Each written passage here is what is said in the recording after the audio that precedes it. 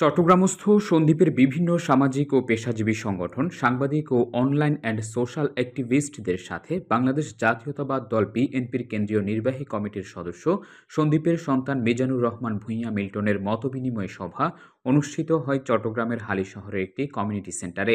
ধন্যবাদ। আজকের এই মহৎ সভা আয়োজন করছেন, আমি আপনাদের কৃতজ্ঞতা প্রকাশ করছি।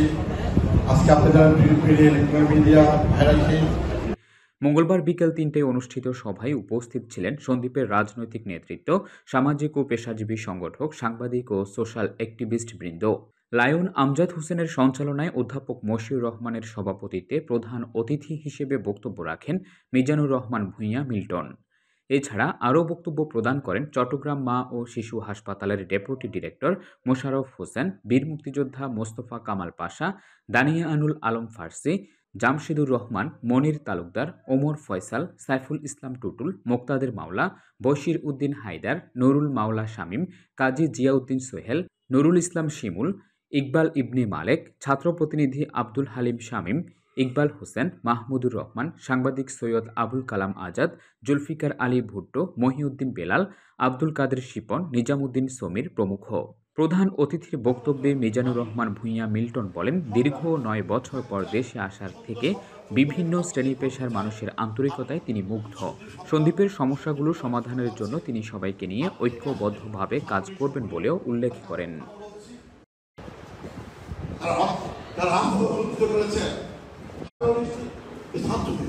আমি যারা শহীদ হয়েছেন তাদের থেকে শুরু করে আজ অবধি আপনাদের উপস্থিতি আমাকে আপনাকে অনেক কিছু কথা পেয়েছি। আমি অনেক দিন আমি আপনাদের আত্মীয়তা কাছে কৃতজ্ঞ। আমি আপনাদের থেকে মনে আশা সংগ্রহ করছি, আমি পূরণ করার জন্য চেষ্টা করবো। যদি আমরা আজকে বসে করে আমি ঢাকায় এসে চারজন উপদেশের সাথে আমি বলে করেছি, ওরা একটাই কথা,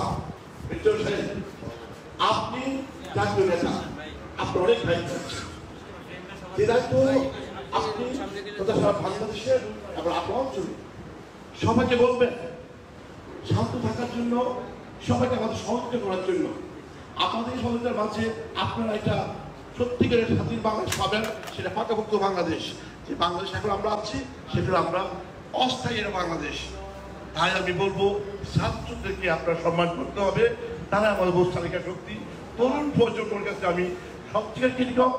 তরুণ প্রজন্মকে নিয়ে আমি আগামীতে সন্দ্বীপ তথা বাংলাদেশের সর্বত্র আমি সংগ্রামী থাকতে চাই, সুন্দর সংগ্রাম সুন্দর এটা বাংলাদেশ গড়তে চাই। আমি সন্দ্বীপ সন্তান, সন্দ্বীপ আমার কিছু কথা আছে।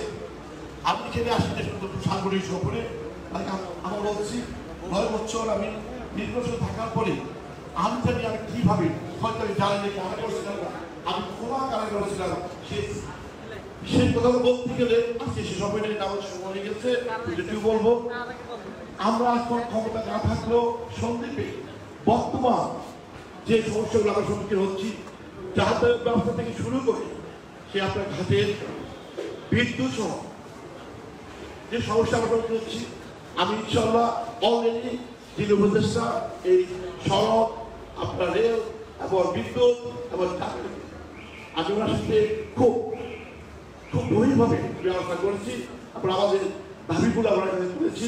উনি আমাকে বলেছেন লিখিতভাবে আমাদের সমস্যাগুলো উপস্থাপন করার জন্য উনি আমাকে আশ্বস্ত করেছেন, ইনশাল্লাহ উনি করবেন। তাই আমি আপনাদের কাছে বলতে চাই, আমার কাজ সন্দ্বীপের রাজনীতি বিভাগের জন্য আমি এসেছি,